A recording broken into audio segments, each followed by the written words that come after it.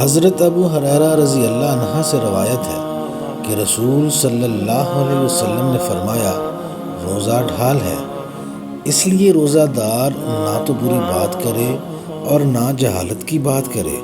اگر کوئی شخص اس سے جھگڑا یا گالی گلوچ کرے تو اسے کہہ دینا چاہیے کہ میں روزہ دار ہوں، اور یہ کلمات 2 بار کہہ دے۔ قسم ہے اس ذات کی جس کے قبضے میں میری جان ہے کہ روزہ دار کے منہ کی بو اللہ کے نزدیک مشک کی خوشبو سے بہتر ہے۔ وہ کھانے پینے اور اپنی مرغوب چیزوں کو اللہ کی خاطر چھوڑ دیتا ہے تو اللہ اس کا بدلہ دیتا ہے اور نیکی 10 گنا عطا کرتا ہے۔